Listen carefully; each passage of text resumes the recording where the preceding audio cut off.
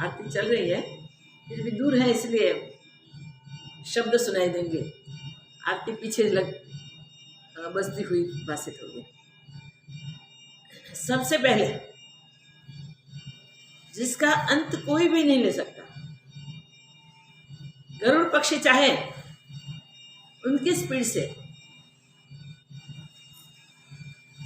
पृथ्वी को नापने के लिए, संसार को देखने के लिए, हो सके अगर पूरी पृथ्वी में वो घूम के आ जाए, फिर भी वो मुश्किल है। मगर आत्मा तो पृथ्वी से भी विस्तृत है।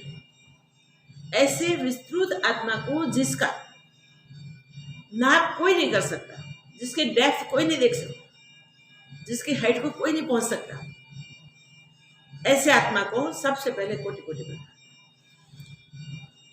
मगर याद रखें,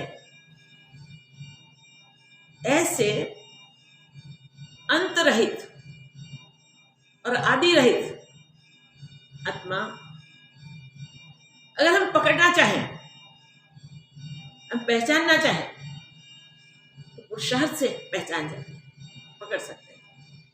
तो देखो आत्मा कैसा है, कितना करुणामय है,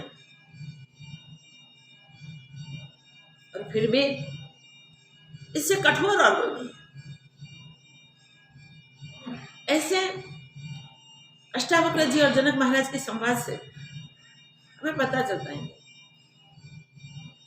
रुजु से रुजु अगर कोई है तो शिष्य है जनक महाराज, और कठोर से कठोर अगर कोई है तो प्रत्यक्ष देखो तो गुरु जी है अष्टावक्र जी। मगर इसमें चिंतन करें, इसमें सोच करें, उस पर शास्त्र सम्मत विचार करें, उसे संत समागम से जानने की कोशिश करें, और भीतर को गोता मार के पाने के लिए प्रयत्नशील बने तो गुरु जैसा कोई करुणामय नहीं होता। परमात्मा तो, आत्मा तो अचल है, मगर उसकी वो निश्चलता में भी जिज्ञासु के लिए पूरा कृपान्वित होता है। इसलिए उसे हम दयानिधि कहते हैं, महासागर की उपमा देते हैं गुरु को और आत्मा को। यहां से हमें पता चलता है कि गुरु ही आत्मा है, आत्मा ही गुरु है। न गुरु न शिष्य, चिदानंद रूप शिवोहम शिव। एक चिदानंद रूप शिव स्वरूप, आत्मस्वरूप के सिवा और कुछ नहीं है। गुरु शिष्य के संवाद में जगत क्या है, किस प्रकार वर्तता है, जीव सब कैसे हैं, कैसे कार्य करते हैं, किस प्रकार कहां वो इस जगत में आते हैं, और कैसे जगत से जाते हैं, कहां समाते हैं, वो सब विचार करें, चिंतन करें तो पता चलता है। आदिकाल से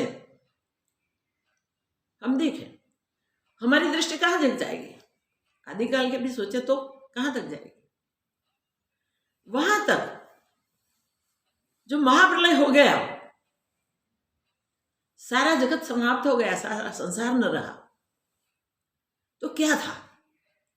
बस हमें वो प्रश्न की उत्तर के लिए, वो प्रश्न को जानने के लिए उत्सुकता होनी चाहिए, और ऐसे उत्सुकता होनी चाहिए कि ये कब से जाना चाहिए, कैसे जाना चाहिए, किस तरह जाना चाहिए, जल्दी से जल्दी कैसे जान सके, और उसको जानने के लिए हमें क्या पुरुषार्थ करना चाहिए। वो प्रश्न लेके ही हम गुरु के सानिध्य में जाते हैं। जिज्ञासा जैसे ज्वलंत बनती जाती है ना, अपने विचार, अपनी खोज, अपने प्रयत्न, अपना पुरुषार्थ जब अपूर्ण फील करते हैं हम, तब हमें होता है कि कौन हमारा मार्गदर्शन करे। वहां से गुरु की खोज चलती है। अपनी जिज्ञासा की पूर्ति के लिए हम गुरु की शोध करने के लिए निकल जाते हैं। मगर निकले हैं कश्मीर तक जाने के लिए, ट्रेन में बैठ गए हैं, बीच में बड़े बड़े नगर आते हैं, बड़े बड़े शहर आते हैं, कितने ज्यादा आते हैं। दिन में इस शहरों की चहल पहल धमाल देखते हैं,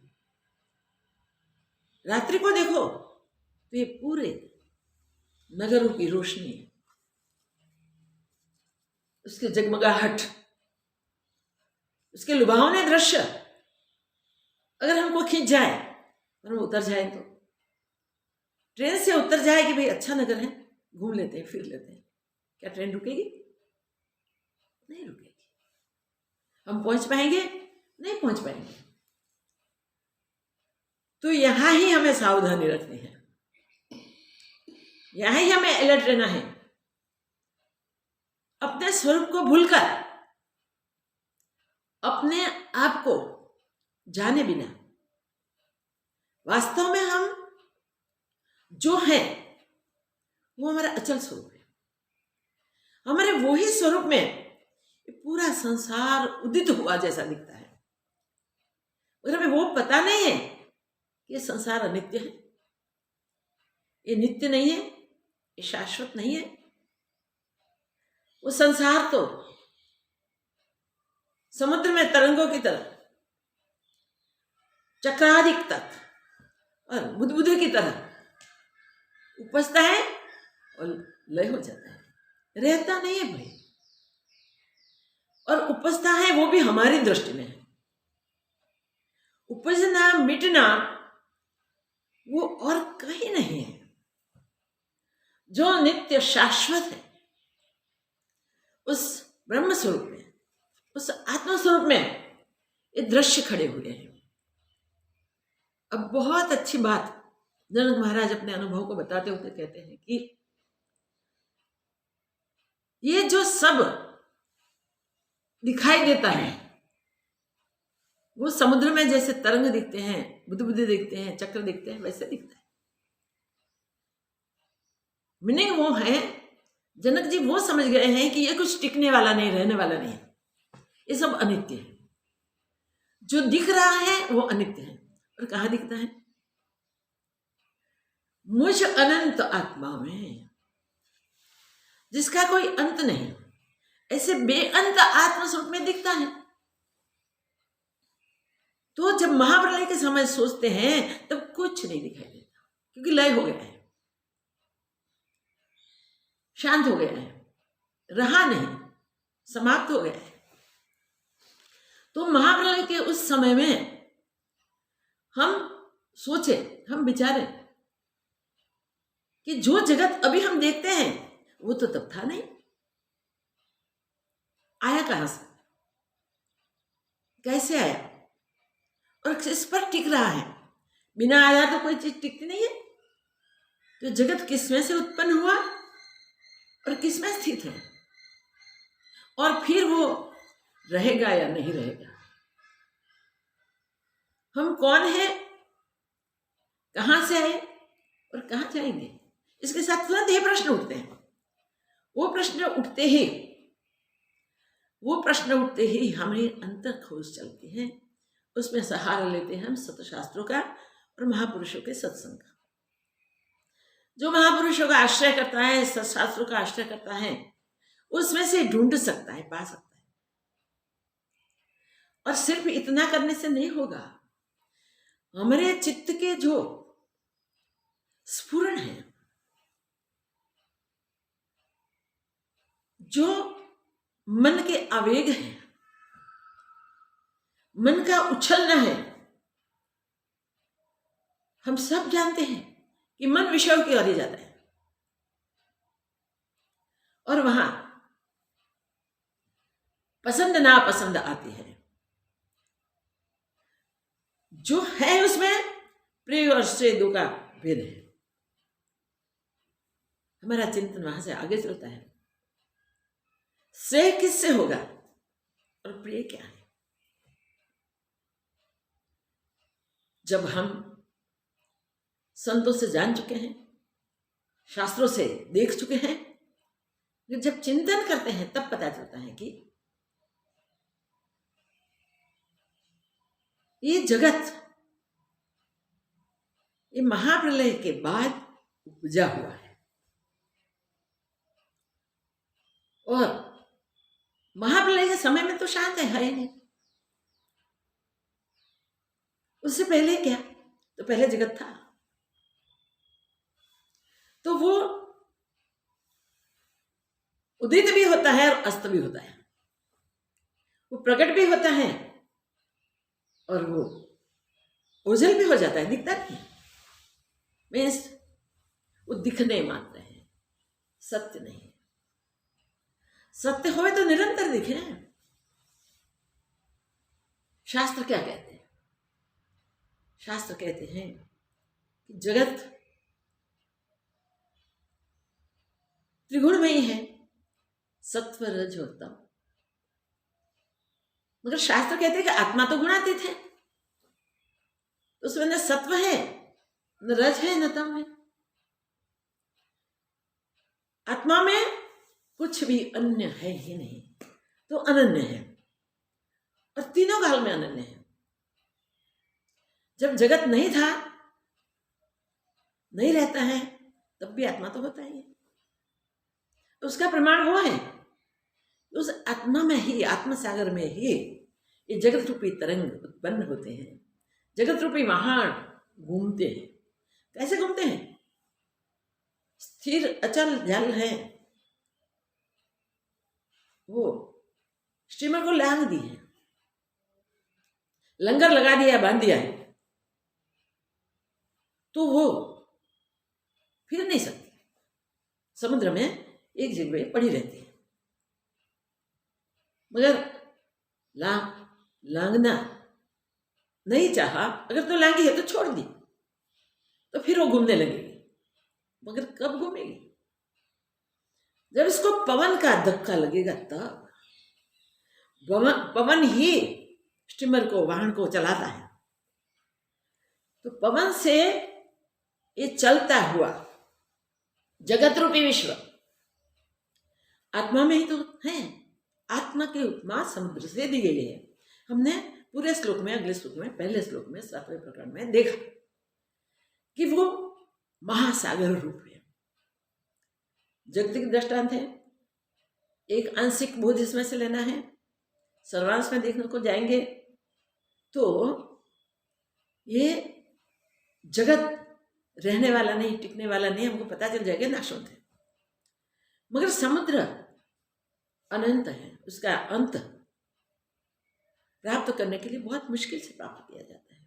उसकी डेप्थ भी नापने में हमको 7 पाताल नीचे और ऊपर 14 लोग घूमने पड़ेंगे, तब भी उसका अंत पाना मुश्किल हो जाएगा।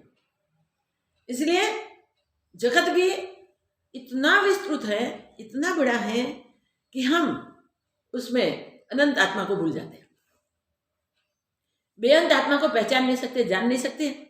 इसके लिए कड़ा पुरुषार्थ करना पड़ता है। पुरुषार्थ से ही जाना जाता है, पुरुषार्थ से ही अनुभूति होती है। और वो अनुभूति कैसी हुई? अचल अनुभूति। जैसे प्रलय जैसे विक्षेप में विश्वमेरु नहीं दिखता, क्योंकि तीनों लोक में है, मध्य में भी है, ऊर्ध्व में भी है और अधः भी है। तो इतने जल्दी एक क्षोभ आने से वो चलित नहीं होता। वैसे आत्मा अचल है, आकाश जैसा अनंत है, अगाध है और अचल है। ऐसा अचल आत्मस्वरूप में से ही, उसी में ही, उसी आधार पे ही मन रूपी पवन ने जगत रूपी वाहन चलाए हैं। 1-2 जगत नहीं, अगणित जगत। जगत की संख्या नहीं कर सकते। ब्रह्म से उदित हुए ये जगतों की संख्या करनी मुश्किल है। कहते हैं कि ये पृथ्वी कण कण बन के बनी है, मिट्टी के कण कण से पृथ्वी बनी है। ये पृथ्वी इतनी विशाल है जो आत्मा में ही दिखती है, उभरती है। तो आत्मा तो इससे बहुत बहुत दूर। ऐसे कोई भी दृष्टांत लो, आकाश में जड़ है आत्मा के सामने। समुद्र भी इतना बड़ा विस्तृत और अगाध होने के बाद भी वो भी मर्यादा आ गया, और मर्यादा अगर कोई है तो आत्मा ही है। मगर जगत के दृष्टांत के लिए विस्तृत दृष्टांत आकाश महासागर ऐसे हैं। आकाश के दृष्टांत हमने आगे देखे। इसमें इस समुद्र का दृष्टांत दिया गया है, समुद्र की तरह विशाल। यहां जनक महाराज के मैं अगाध हूं, समुद्र की तरह विशाल हूं, अनंत हूं। तो हमने देखा मई अनंत महाभ्योधौ, मही अनंत महाभ्योधौ विश्वपोत इतः ततः। मैं अगाध समुद्र, मैं ऐसा महान समुद्र हूं कि मेरे में विश्व रूपी वाहन इधर उधर घूमते रहते हैं। ये तो हमने देखा, बहुत डिटेल से देखा। मगर इसके साथ दूसरी बात बताई उन्होंने कि भ्रमति स्वांतवातेन मम न अस्ति असहिष्णुता। मेरे में कोई असहिष्णुता नहीं रहती, मुझ में ही भ्रमते हैं वाहन, वो जगत रूपी वाहन मुझ में ही भ्रमते हैं। मगर मुझे उससे उद्वेग नहीं होता, असहनशीलता नहीं होती। कितने सारे मुझ में घूमते हैं, मुझे फिरते हैं। हमारे तो नजदीक हो गया, 2 4 5 15 मिनट बैठ जाए तो हमको ये क्या करते हैं, हमको होता है कि ये क्या करते हैं, सब इकट्ठे होकर परेशान करते हैं। यहाँ जनक महाराज कहते हैं मुझे अगाध समुद्र में अनेक विश्वपोत विश्वरूपी वाहन मन रूपी पवन से घूमते रहे तो भी मेरे में असहिष्णुता नहीं है। कैसे सूर्य देता है, देखिए, मुझे किसी का उद्वेग नहीं होता, मुझे वो असहनीय है ऐसा नहीं लगता। तो आत्मा कैसा है, इसमें से हमें क्या सीखना है? हम भी ऐसे उद्वेग रहित हो जाए, सहनशील अचल हो जाए, कैसा भी है, कुछ भी है, विक्षिप्त न हो। हमको तो क्या होता है, ध्यान में बैठे हम, डिस्टर्ब कर दिया। अरे भाई ध्यान में था तो डिस्टर्ब कैसे? तो ध्यान में था, डिस्टर्ब कैसे होगा? तूने अपना आपा नहीं जाना ध्यान में, अपने आप से नहीं जुड़ा ध्यान में। खुली आंख समाधि कर लो तब ध्यान है, तब तक ध्यान नहीं। खुली आंख से सब में परमात्मा दिखे, सब में अपना आपा दिखे, तब फिर आपको वो याद नहीं आए किसी ने हमें विक्षेप किया, किसी ने हमने दुखी किया, किसी ने हमने डिस्टर्ब किया। कई लोग ऐसे कहते हैं बस अब तो हमें ध्यान भजन ही करना है। अरे भाई कौन करेगा, किसका भजन? स्वयं ही स्वयं है, इतना जान लो। कोई भजन भी नहीं है, कुछ करना भी नहीं है। अपने आप में अचल हो जाओ, अपने आप में स्थिर हो जाओ। तो ये पहला श्लोक हमने अगली बार देखा। असहिष्णुता मुझ में कोई नहीं है, मुझे उद्वेग कोई नहीं है, कोई मुझे डिस्टर्ब नहीं कर सकता।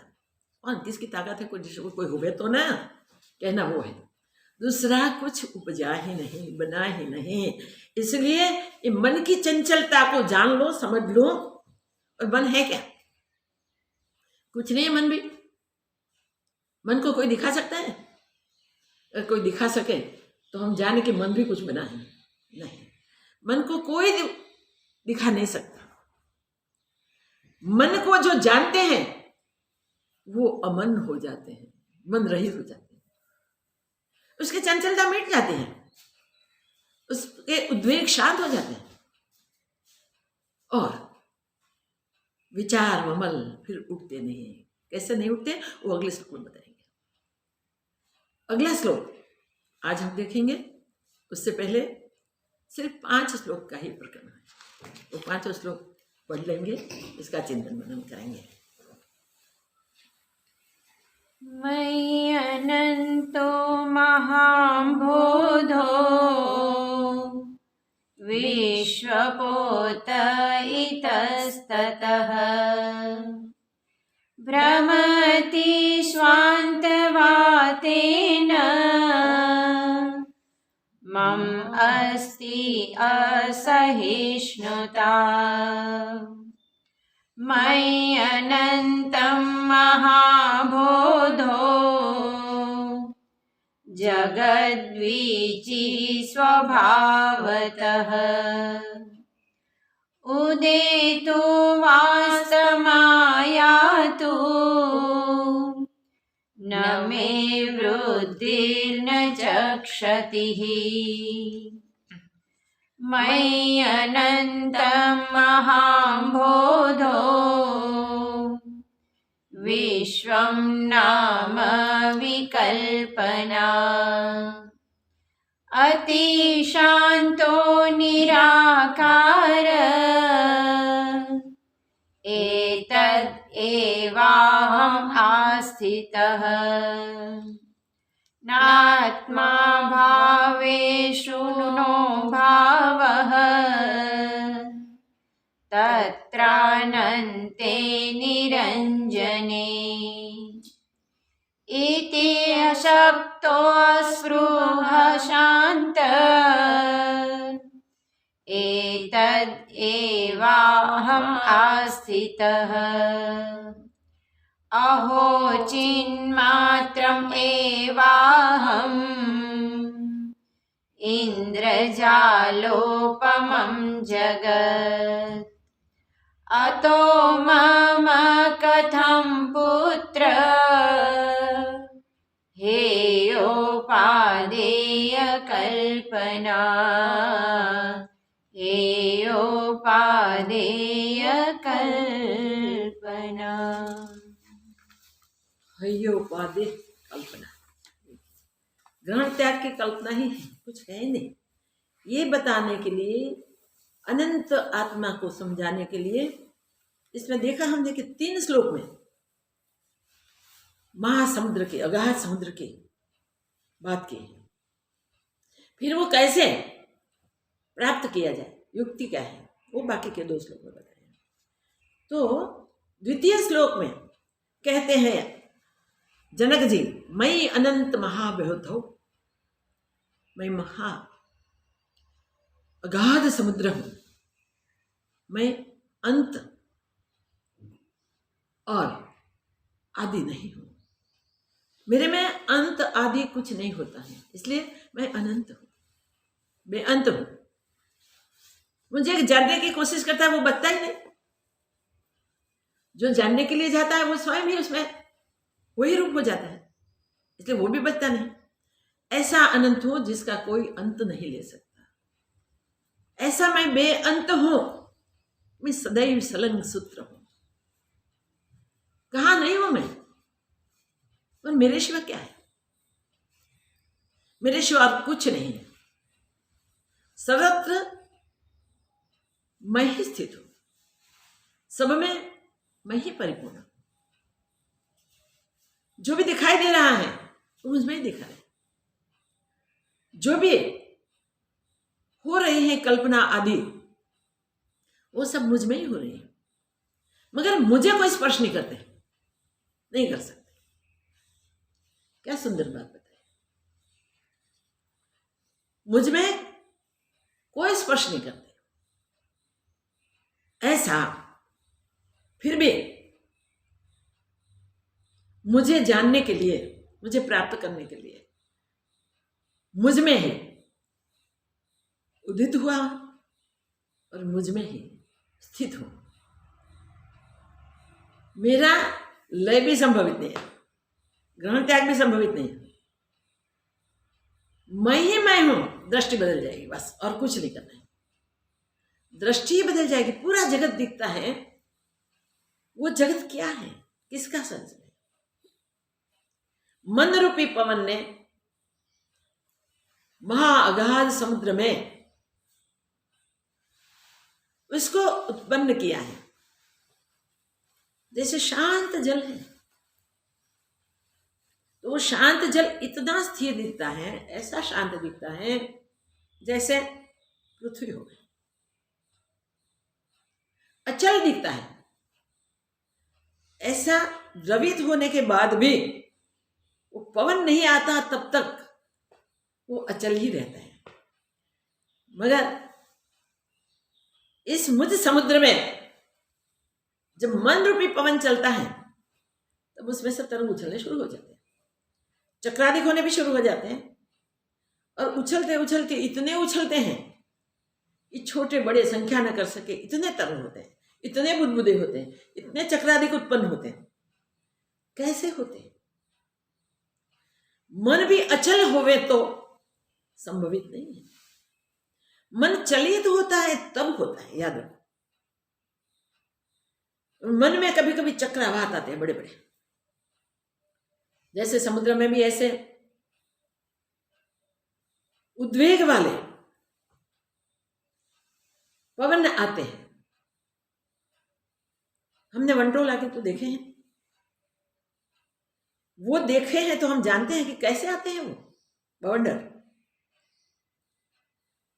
गांव ही गांव उड़ा ले जाते हैं, घरों की छत उड़ जाती है, पेड़ निकल जाते हैं, कोई चीज स्थिर नहीं रहती, उठा के दूसरी जगह, दूसरी को उठा के तीसरी जगह, कहीं कहीं पाँव फेंक देता है। ऐसे उथल पाथल कर देता है। ऐसे उथल पाथल करने वाला कोई है तो मन है।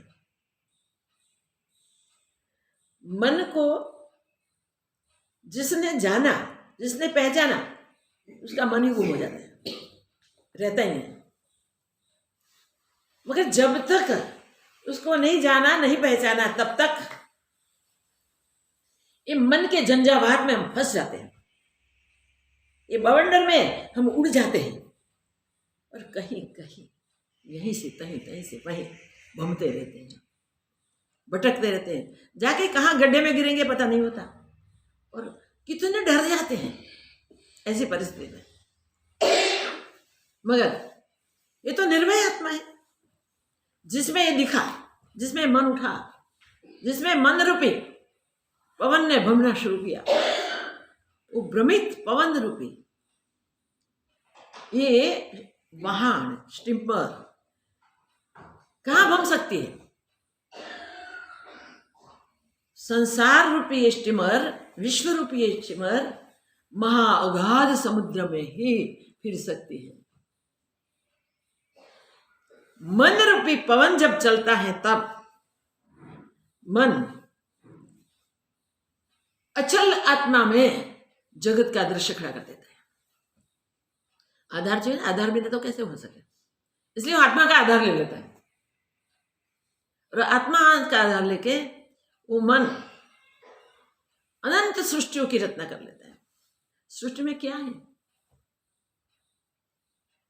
आत्मा में तो पंचभूत जैसे कुछ था ही नहीं जिसमें से सृष्टि उत्पन्न हुई। पंचभूतात्मक सृष्टि कहो, त्रिगुणात्मक सृष्टि कहो, मगर आत्मा तो गुणातीत है, भूतातीत है, तो उसमें तो कैसे वो बने? मगर हमें ये मन का सर्जन है वो समझ नहीं है, इसलिए हम जगत को सत्य मान के बैठ गए हैं। जहां मन भी नहीं रहता वहां वो स्थिति है। मन है तब तक तो ये विश्व उत्पन्न होते ही रहेंगे, जगत बनते ही रहेंगे, और जगत से हम भ्रमित होते ही रहते हैं। ये तरंग जो उत्पन्न होते हैं वो कहते हैं कि महाअगाध मुझ समुद्र में ये तरंग मन से उदित होते ही रहते, होते ही रहते, होते रहते। तो सब जो उदित होता है, उत्पन्न होता है, वो जगत, वो दृश्य पंचभूतात्मक भूतों से उत्पन्न होता है। कब होता है? जब मन अपने ब्रह्म स्वरूप को भूल जाता है, विक्षिप्त हो जाता है। बवंडर उठता है जब, तब चित्त को चलित कर देता है। भावात्मक जगत में ये भाव से ही है, और भावात्मक जगत में हम फिरते हैं, घूमते हैं, यहां तहां वहां तहां।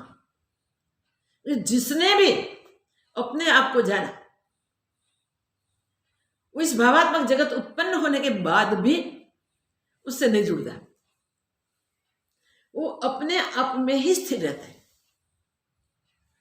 तो आत्मा ऐसा स्थिर, ऐसा दृढ़, ऐसा अड़ग, वो आत्मा को जिसने भी पहचाना जाना, वो शेष वो भी नहीं रहता। इसलिए जगत को कोई अंश नहीं, जगत के कोई अंश नहीं।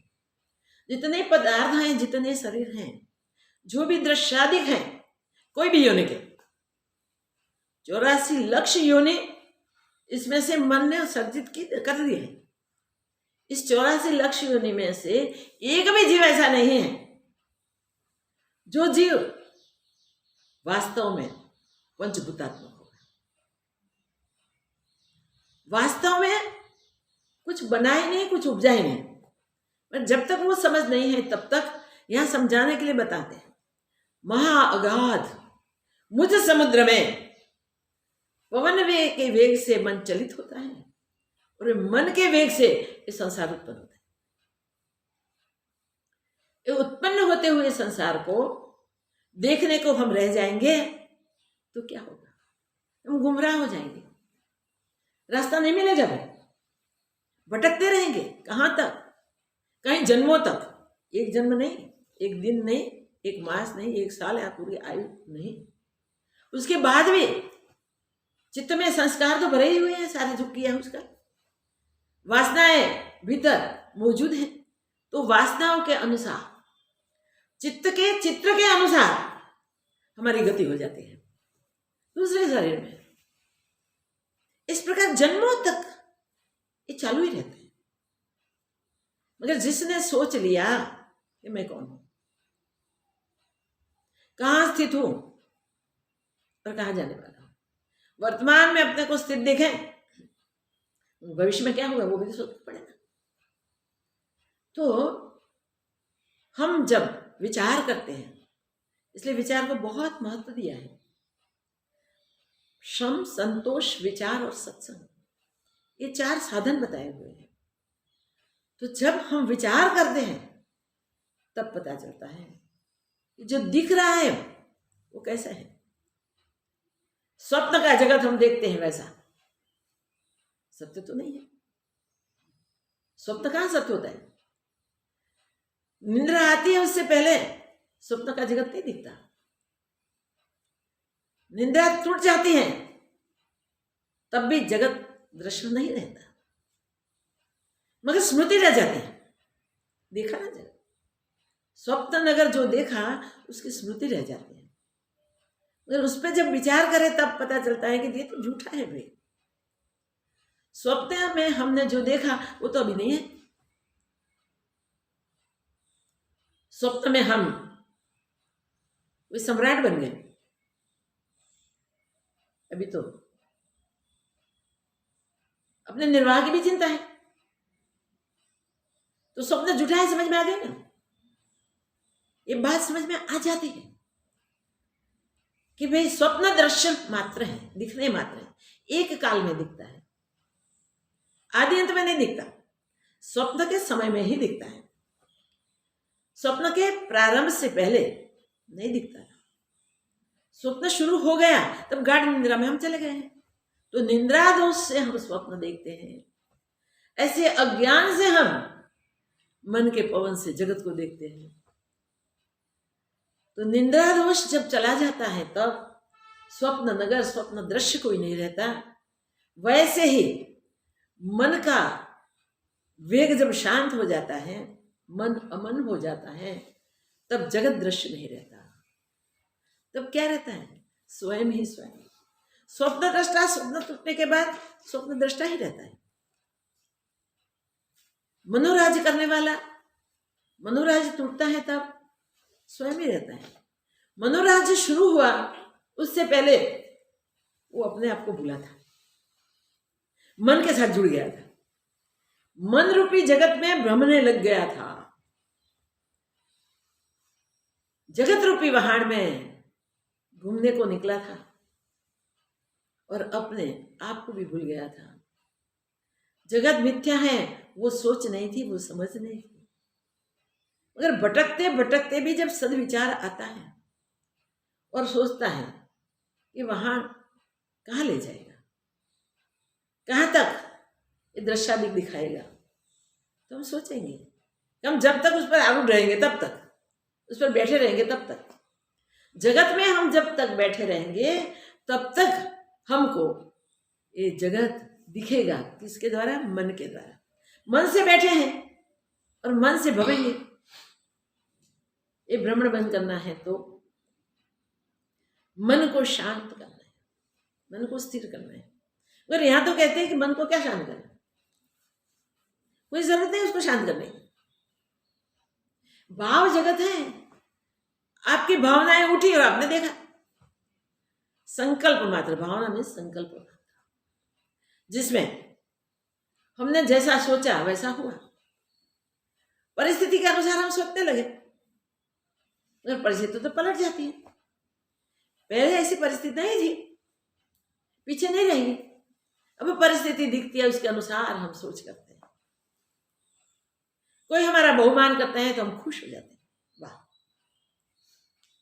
देखा उसने ही हमें पहचाना, और कोई नहीं पहचानता।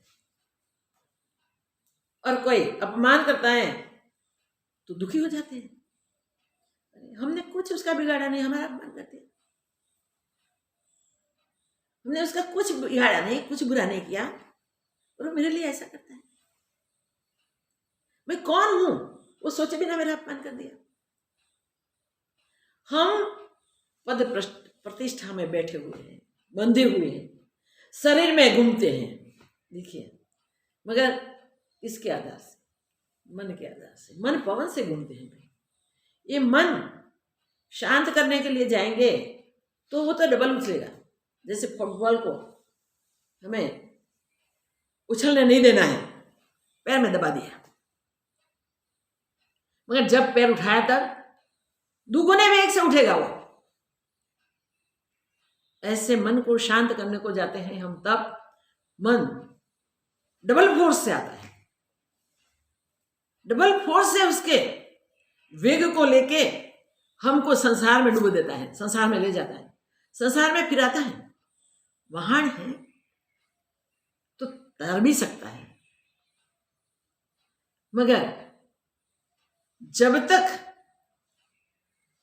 हम ये जगत रूपी वाहन में उतारने वाला समझ के बैठे रहते हैं, स्टीमर समझ के बैठे रहते हैं, तब तक तो जैसे स्टीमर नांगरी नहीं, तब तक घूमती रहती है पवन के वेग के अनुसार, वैसे ही मन के पवन के वेग से हम घूमते रहेंगे, भटकते रहेंगे भाई। और भटकने का अंत नहीं आता है, हमने देखा है। ऐसे आत्मा भी अनंत है, उसका भी अंत नहीं है। सागर का दृष्टांत एक अंशीय लेवे तो बराबर है, बाकी सर्वांश में लेने को जाएंगे तो आत्मा का कोई बरोबरी करने वाला है ही नहीं। उसके लिए दृष्टांत अन्य कुछ है नहीं, आत्मा ही आत्मा है। तो आत्मा जैसा है वैसा जानना है तो इसके जैसे हम बन जाए। कितने भी तरंग उछलते हैं, कितने भी वाहन चलते हैं, स्टीमरें चलती हैं, सबमरीन चलती हैं, कई छोटे छोटे नाव चलती हैं, कई तरह चलते हैं, ये सब होता है समुद्र में,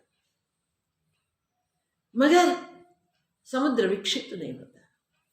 समुद्र में देखो तो कहीं जलचर प्राणी रहते हैं, ये अगणित होते हैं, इसमें पहाड़ भी होते हैं, उसमें कहीं खड़गे भी होते हैं, कभी कभी कोई वाहन उस पर टकरा जाता है, फिर भी वो समुद्र विक्षिप्त नहीं होता। जल उठे बाह्य विक्षेप से, तरंग रूप बन जाए, मंजिलों तक उछलें, अगर पवन का वेग ज्यादा है तो उसका उछलना इतना हो जाए कि हमारी दृष्टि भी ना पहुंच पाए। कभी कभी मंद मंद पवन चलता है तो छोटे छोटे तरंग होते हैं, किनारे से अथड़ा के वो तरंग फैन हो जाते हैं, झाग हो जाते हैं, और अथड़ाते हुए तरंग छोटे छोटे बुदबुदे बन जाते हैं। मगर इस सब का सही विचार करें तो जिसका नाम है, जिसका रूप है, जिसका आकार है, वो है ही नहीं। ऐसा कहने को जाएंगे तो हम कहेंगे नाम और आकार तो दिखते हैं, कैसा नहीं है। जब विचार चक्षु खुले, सत विचार जब हम करें, कौन नित्य है? जो नित्य है वही सत्य है। तो इसमें हम ही आते हैं आत्मभाव से। ऐसा आत्मभाव हमारे हृदय में प्रकट हो जाए कि ये सब जैसे समुद्र में तरंगादि उछलते हैं, वो जल के सिवा कुछ नहीं, कैसे भी विक्षेप उसे विक्षेप नहीं कर सकते। समुद्र को, जल को कोई विक्षेप नहीं कर सकता। जल जल ही है, दिखे कुछ भी तब भी जल है, रूप आकार भिन्न भिन्न होवे तब भी जल ही है। उछल उछल के फिर समा जाए तो भी जल के सिवा कुछ नहीं। कहाँ गया? बस वही अपने आप में, अपने आप के सिवा और कुछ है ही नहीं। ऐसी दृढ़ता जब हो गई तब मन की चंचलता कहाँ जाएगी? पता है, मन रहेगा ही नहीं।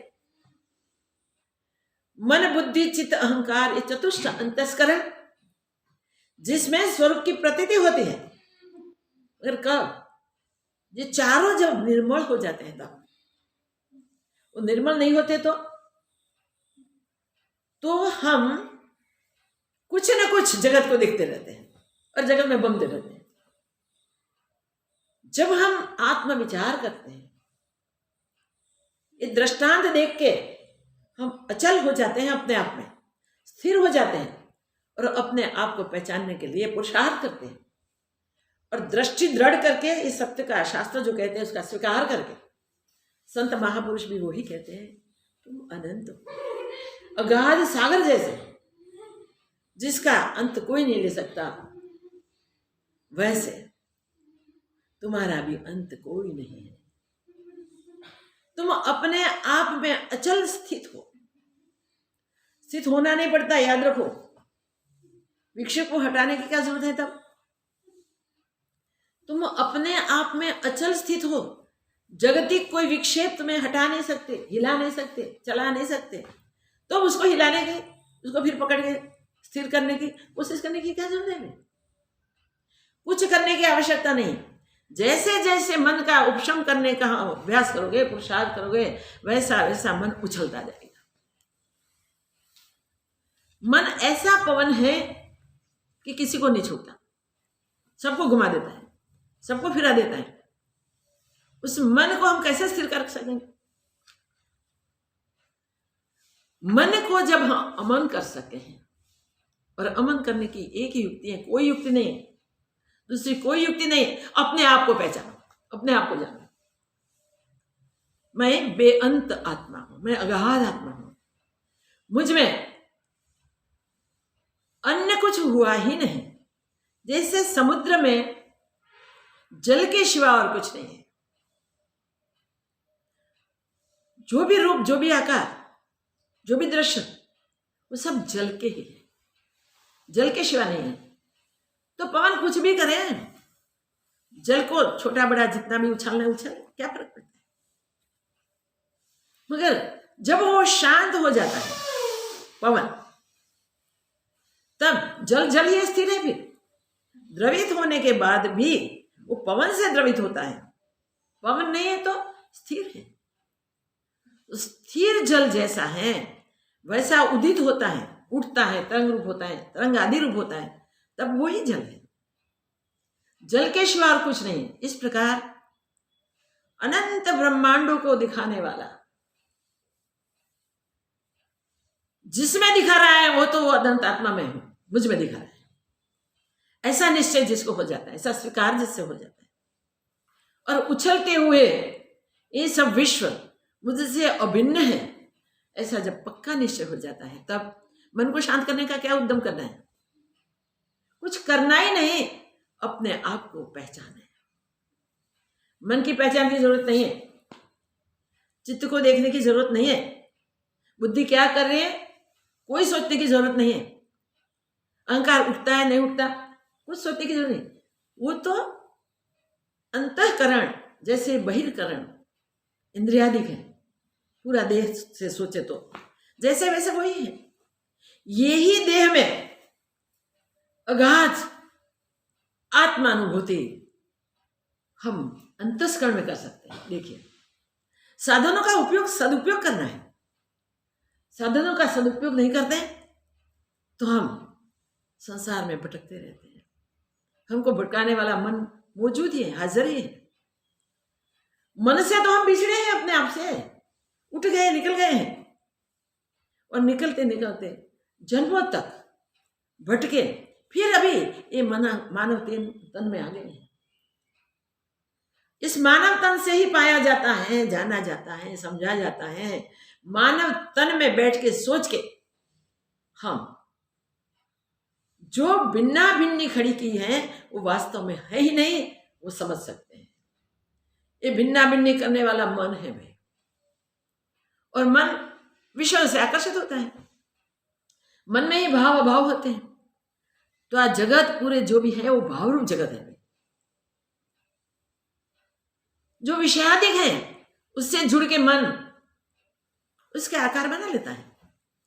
समझो क्रोध आया तो क्रोध में जगत हमारा बन जाएगा।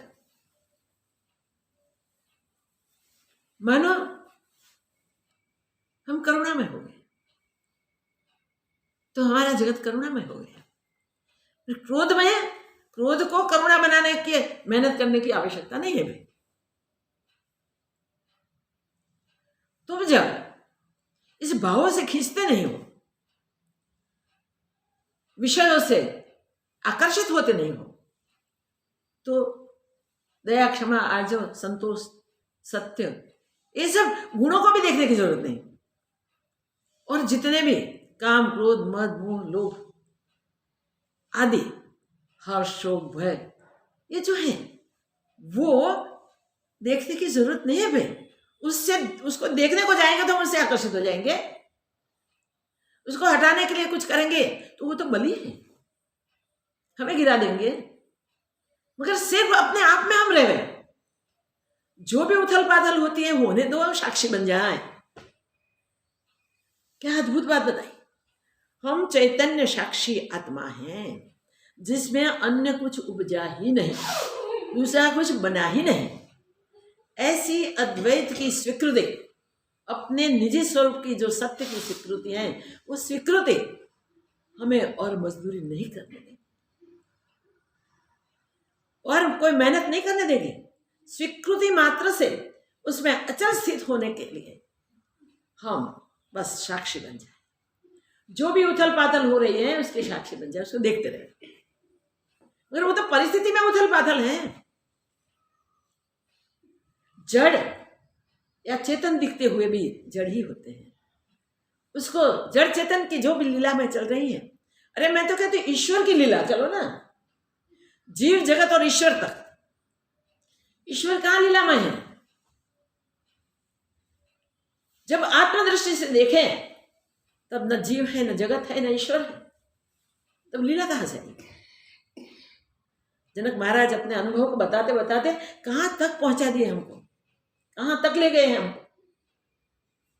जो हो रहा है उसमें आत्मा में ही हो रहा है। आत्मा निर्लेप रहता है। आत्मा जो हो रहा है उसे देख रहा है। कैसा निर्लेप है देखो।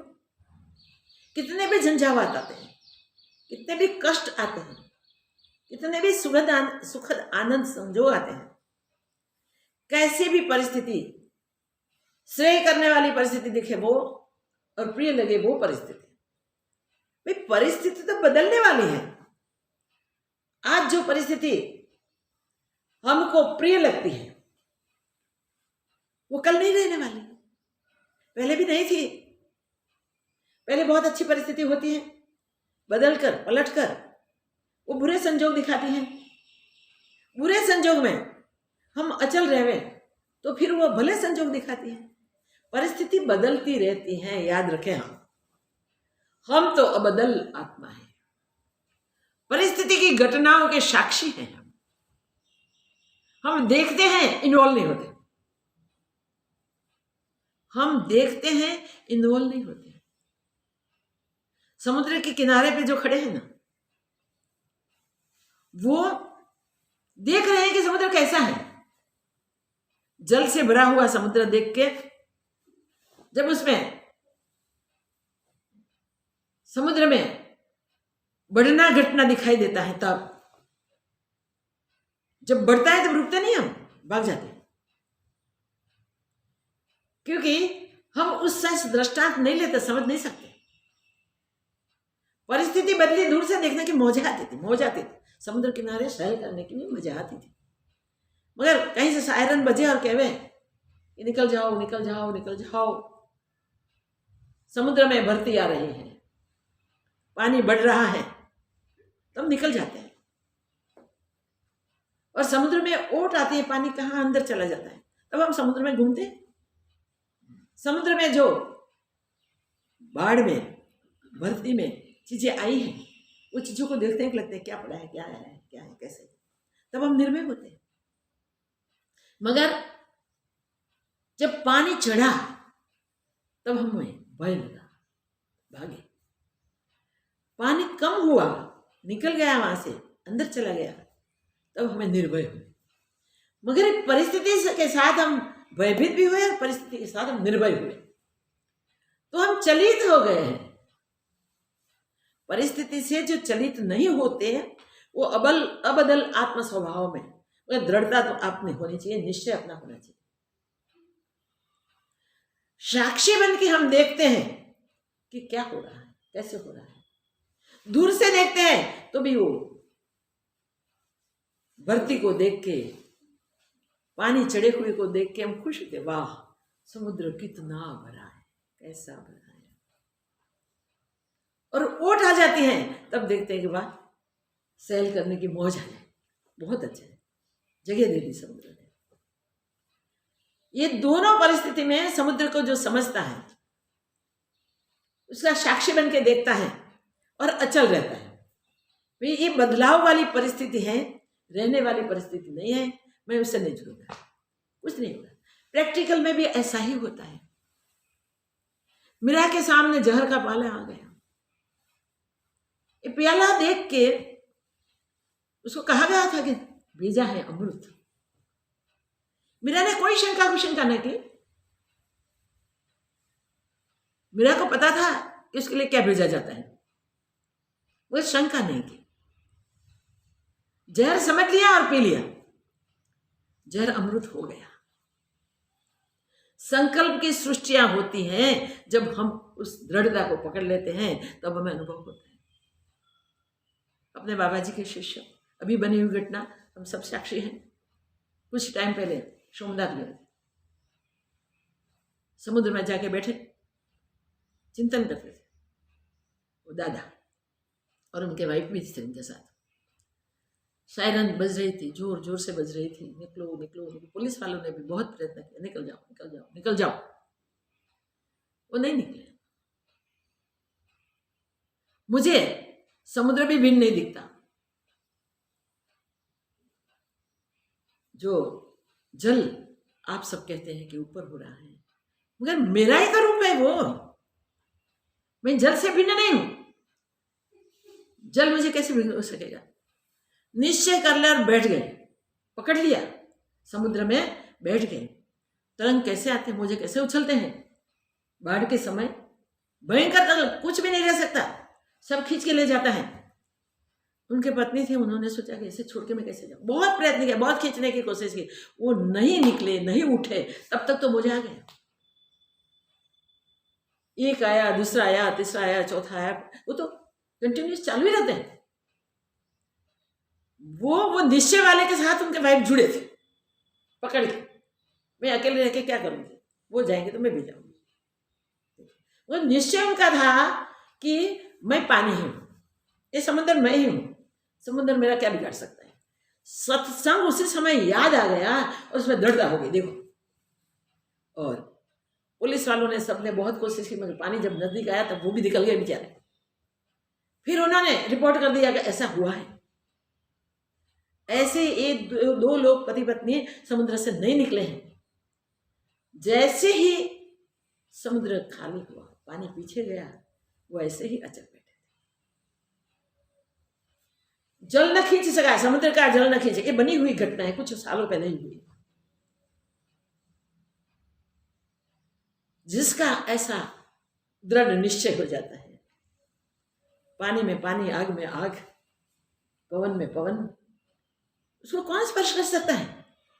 कोई स्पर्श नहीं कर सकता।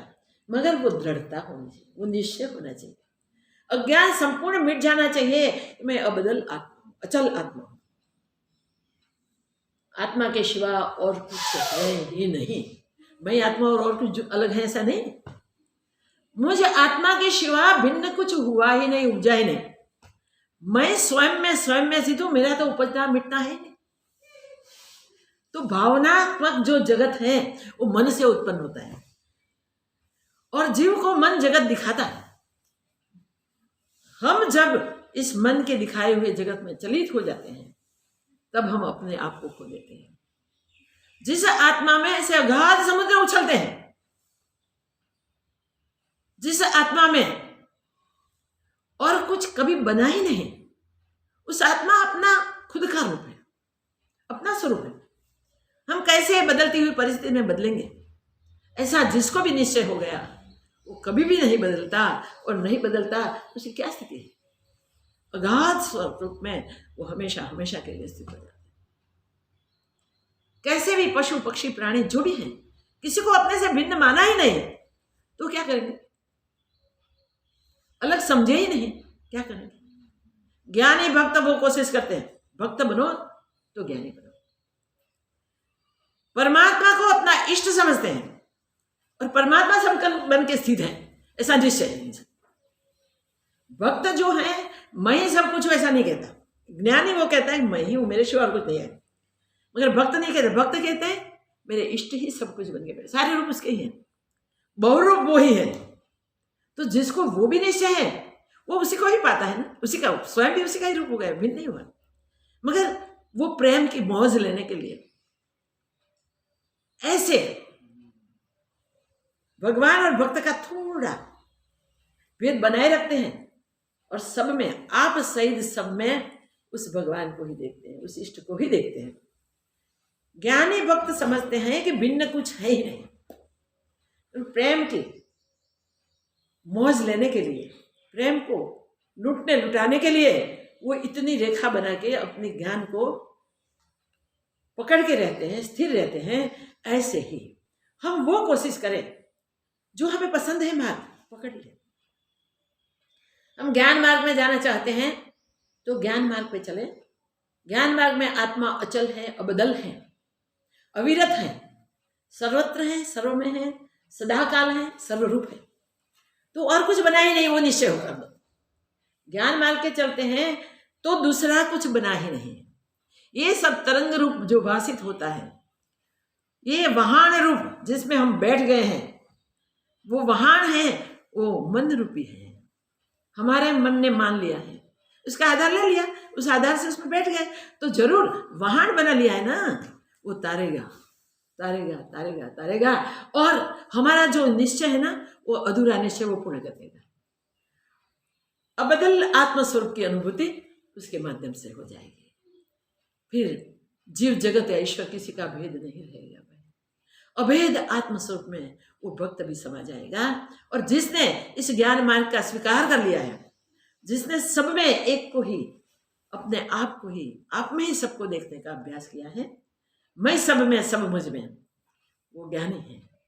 वो ज्ञानी को भिन्न दृष्टि रही ही नहीं। जब अभिन्न दृष्टि हो जाती है, भिन्ना भिन्नी रहती नहीं, मैं तू वह के भेद मिट जाते हैं, तब वो ज्ञानी कभी भी फिर अज्ञान को प्राप्त नहीं होता है। याद रखो, ये कभी भी अज्ञान उसे छू नहीं सकता। अज्ञान उसके निकट नहीं, जहां है वहां ज्ञान सभर है। आत्मा ही आत्मा, परिपूर्ण आत्मा, आत्मा से भिन्न और कुछ हुआ ही नहीं, उपजा ही नहीं, पक्का रखे भैया। ये बात को कैसे पक्की करेंगे आगे के श्लोक में बताएंगे, हम आगे देखेंगे। मगर इतना स्वीकार करना तो हम यहाँ स्वीकार कर लें। हम स्वीकार कर लेते हैं कि हम मन के विस्तृत जगत में फंसेंगे नहीं। मन ने ही अगणित ब्रह्मांड बना दिए हैं, अपार विस्तार कर लिया है। जिसको जानने के लिए हम जाते हैं वो भी इतना विस्तृत है कि उसमें गुम हो जाते हैं। कहीं जन्म गवा दिए हैं हमने, नहीं पा सकते। जब सत शास्त्रों के आधार से जो अपौरुषेय ग्रंथ है, ऐसे ग्रंथों के आधार से अध्ययन कर लिया और जब संतों के पास जाके हमारी शंकाओं का समाधान किया, हमारे उलझनों को सुलझा दी, तब हमें प्रत्यक्ष अनुभव हो जाता है कि हाँ, हम अबदल आत्मा हैं, हम नित्य हैं, सत्य हैं, सर्वत्र हैं, सर्व में अविनाशी है, अजन्मा है। हमसे और कुछ जो चर्म चक्षु का विषय बनता है वो भिन्न नहीं है। चर्म चक्षु से हम जो देख रहे हैं वो भी हम नहीं है। मन से जो सोच रहे हैं, जिससे उत्पन्न हुआ है सब चर्म चक्षु का विषय, वो भी हम नहीं है। तो मन का विषयगत नहीं है, मन के वेग से चलने वाले हम नहीं है। मन अगर उछाले या गिरा, कुछ भी करें, पर गिरने वाले उछलने वाले हम नहीं है। याद रखिए, ये कैसी बात है। ध्रुव जैसी अचल स्थिति प्राप्त हो जाती है। ध्रुव की स्थिति देखिए आप, देखो ध्रुव ने अभ्यास शुरू किया, मां के कटु वचन सुन के अपर थी ना, वो रोने लगा, मैं राजा का पुत्र हूं, राजा की गोद में मैं नहीं बैठ सकता, राजा की गद्दी मुझे नहीं मिल सकती। अपनी माँ को जाके कहा, माँ ने बोला हाँ, ये तेरी माँ ने सत्य कहा है बेटा, वो गादी पे तो, वो पिता की गोद में तो परम पिता ही बिठा सकता है। माँ से वार्तालाप करके ध्रुव ने निश्चय कर लिया कि उस ईश्वर को मैं पालूंगा, उस परमात्मा को मैं पालूंगा और उसके द्वारा मेरे पिता की गादी में प्राप्त करूंगा। संकल्प हो गया, जाके बैठ गया जंगल में। जंगल के कितने कष्ट, कितने भयानक दृश्य, कितनी बदलती हुई परिस्थिति, उन सब में अचल रहा। आंखें मूंद के बैठ गया और लगा दिया तार उससे। वो तो सर्वत्र था, कहीं नहीं है ऐसा तो है ही नहीं। ध्रुव को मगर शरीर से देखने की आदत थी। पिता को शरीर से देखते थे, माता को शरीर देखते थे और जगत को भी शरीर से ही देखते थे वो तो भगवान को उसके लिए निराकार से साकार बनना पड़ा और रूप लेके आना पड़ा। पहले बहुत कुछ दादा दादी को भेज के देखा, मगर वो नहीं माने कि नहीं मैं आंखें खोलूं, और वो अगर आप नहीं है तो देखिए, आंखें नहीं खोली, भगवान को प्रकट होना पड़ा। और फिर प्रकट होके कहते बेटा मांग लो जो चाहिए वो, अब तो मांग नहीं, फरियाद नहीं, क्या मांगो, आप मिल गए। भगवान कहते हैं ठीक है, तुम नहीं मांगो, हम देते हैं, तुझे पिता की गादी मिल जाएगी। 32,000 वर्ष राज्य किया ध्रुव ने, मगर ऐसे ध्रुव पद में वो स्थित हो गए, ऐसे अचल पद में वो स्थित हो गए। आज भी वो ध्रुव अवकाश में, जहां और कुछ नहीं है, वह ध्रुव का तारा बन के स्थित है। वो अणनव है, अडग है, निरंतर है, उससे सारा खगोल विघ्ना जाना जाता है। स्टीमरें चलती हैं तो उससे दिशा नक्की होती है। मध्य समुद्र में जब स्टीमरें पहुंचती हैं और जब दिशाओं का भान नहीं रहता, अगाध जल ही होता है, जल के सिवा कुछ नहीं, तो वो ध्रुव के तारे को देख लेते हैं और निश्चय करते हैं हम कहाँ हैं, कौन दिशा में हैं, कहाँ जाना है। ऐसी अचल स्थिति, ये आत्मस्थिति। देखे हम दृष्टांत संसार में भरे पड़े हैं, ऐसे दृढ़ हम हो जाए, ऐसे अचल हम हो जाए, ऐसे बिल्कुल उद्वेग रहित हो जाए, भाव जगत में हम उद्विग्न न होए, असहिष्णु न होए। ऐसी सहिष्णुता है कि मुझे के सिवा और कोई नहीं। जैसे ही शरीर में हमें कितनी दृढ़ता है, हाथ भी मैं हूँ, पैर भी मैं हूँ, आंख भी मैं हूँ, नाक भी मैं हूँ, मुंह भी मैं हूँ। मगर मैं नहीं कहा जाता, जब समझता है तो ये हाथ मेरे हैं, पैर मेरे हैं, ये आंखें मेरे, नाक, ये पूरा शरीर, एक रुआ भी और है, ऐसा नहीं है। तो ये सत्य जो है वो सारे विश्व में लगाओ, जितने भी विश्व, जितने भी ब्रह्मांड उछलते हैं, सारा संसार, वो सब देखो तो वास्तव में कुछ उपजा नहीं। जैसे आत्मा में न शरीर है, वैसे ही आत्मा में न भिन्ना भिन्नी कोई दृश्य है। ऐसे पूर्ण स्वरूप में जो स्थित हो जाता है वो मन के चक्राव में नहीं चलता, मन के भमाने में नहीं भमता, अपने अचल स्वरूप में स्थित हो जाता है।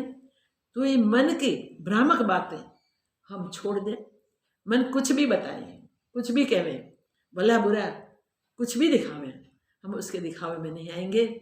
मन स्वयं नहीं रहता तो वो दिखाता है वो कहाँ से रहेगा। वास्तव में मन बदलता ही रहता है, हम सब जानते हैं। ऐसे बदलते मन में अबदल आत्मा कैसे समाता है? मगर अबदल आत्मा में जब मन समाना चाहता है और सबको आत्मा रूप देखता है, आप सहित सारा विश्व आत्मा ही आत्मा से किसी और कुछ नहीं। अनंत ब्रह्मांड है, पूरा संसार है, बहुत उछलते हैं ब्रह्मांड, अमाप है, वो सब भी आत्मा से भिन्न पर कुछ है नहीं।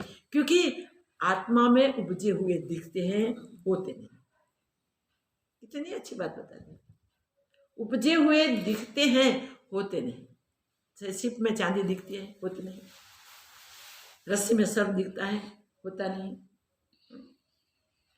जो मरीचि में जल दिखता है, मृग जल है, सत्य नहीं है, होता नहीं। इसी प्रकार ये जगत दिखता है, त्रिगुणात्मक होता है, सत्व रज तम बढ़ते हुए दिखते हैं। दुर्वासा जी को देखे तो क्रोधी, दुर्वासा क्रोधी नहीं है बे। दुर्वासा अपने रूप में है, अपने स्थिति में है। मन रूपी पवन से देह रूपी वाहन कहीं भी घूमे फिरे भटके, इससे उन्हें कोई फर्क नहीं पड़ता। हमें भी फर्क नहीं पड़ता है, मगर हम फर्क मानते हैं। हम परिस्थिति में चलित हो जाते हैं, बह जाते हैं। अबदल होते हुए भी हम अपने को बदल न जानने के कारण ऐसी परिस्थिति आती है। आगे के 30 श्लोक के आगे देखेंगे, नेक्स्ट उसका अभ्यास करेंगे। इसके साथ साथ ये अभ्यास सदैव एक साथ चलता रहेगा। कुटस्थ आत्मा, अबदल आत्मा, ध्रुव आत्मा, कितने दृष्टांत। कुटस्थ एरण, जिसमें सोनार और लोहार अपने अपने गहने या बर्तन या कुछ भी औजार बनाते हैं, मगर वो कुटस्थ, वो एरण बदलती नहीं, वो वही है, वही है, वही है। इस प्रकार कुटस्थ रूप आत्मा वो जैसा है वैसा ही वैसा है। उसमें गाढ़ जितने भी गढ़ो, कितने भी बनाए जाएं, अपार, वो एरण जैसे हैं वैसे ही वैसे रहते हैं। तो सुवर्ण कभी गहने बनने के बाद भी सुवर्ण मिट नहीं जाता, लोहा औजार बनने के बाद लोहा मिट नहीं जाता। कितनी अच्छी बात है। ऐसे पानी तरंग बन जाए, बुदबुदे बन जाए, फैन बन जाए, आवर्तन बन जाए, तो भी वो पानी नहीं मिटता। वैसे ही हम शरीर भाव में हैं, जीव भाव में हैं, तब भी हम बदले नहीं हैं। हमें अपना खुद का अज्ञान है, खुद को नहीं जानते हैं, इसलिए हमको ये देहादिक अपना रूप भाषित होता है, ये जगत भाषित होता है, द्वैत ब्रह्म होता है। जगत में आकर्षित होकर हम बह जाते हैं, हमें बहना नहीं है। अब देखिए कितनी कसौटी हुई जनक महाराज की, मगर जनक महाराज अबदल हैं। गुरुदेव जनक महाराज को पूर्ण ठोस भर के अबदल आत्मा का निश्चय कराना चाहते थे। वो निश्चय उनका हो गया और अब गुरु के आगे व्यक्त करते हैं। गुरु देखते हैं कि है ना, कैसी भी परिस्थिति आए तो कोई तूफान आए, होगा कुछ बदला नहीं, वो बराबर देखने के लिए कहते हैं। वो जनक महाराज अपना अनुभव गुरु कृपा से जो हुआ है, तो गुरु के ये कृपा कटाक्ष को सह लेते हैं। कितने भी घाव मारते हैं तो वो भी सह लेते हैं, वो सहने के लिए तैयार हैं, उसमें खुशी है। और खुशी से तैयार होकर सब कुछ सह लिया तो सुंदर मूर्ति गुरु ने बना दी, ज्ञान मूर्ति, प्रेम मूर्ति, जो प्रेम स्वरूपा हो गए, ज्ञान स्वरूपा हो गए, जिसको कोई परिस्थिति कभी भी कोई असर नहीं करती, उसके मन को चलित नहीं करती। मन ही निराकार से चलित हो गए। हम ऐसे अपने अबदल स्वरूप को स्वीकार कर लें और उसी में रहने के लिए, उसकी दृढ़ता करने के लिए अभ्यास करें। मगर ये स्वीकार स्वीकार करके जो युक्ति शास्त्र दिखाते हैं उस ये शास्त्रों की दिखाई हुई, अनुभवी महापुरुषों की दिखाई हुई युक्ति के अनुसार हम पुरुषार्थ करें, अवश्य सफलता मिल जाएगी। ऐसे पूर्ण ब्रह्म परमात्मा स्वयं ही स्वयं खुद कृपा करें कि जिससे खुद की पहचान हो जाए। जय हो, सबका मंगल हो। ॐ पूर्णमदः पूर्णमिदं पूर्णात् पूर्णमुदच्यते पूर्णस्य पूर्णमादाय पूर्णमेवावशिष्यते। ॐ शान्ति शान्ति शान्तिः। श्री सद्गुरुदेव की जय।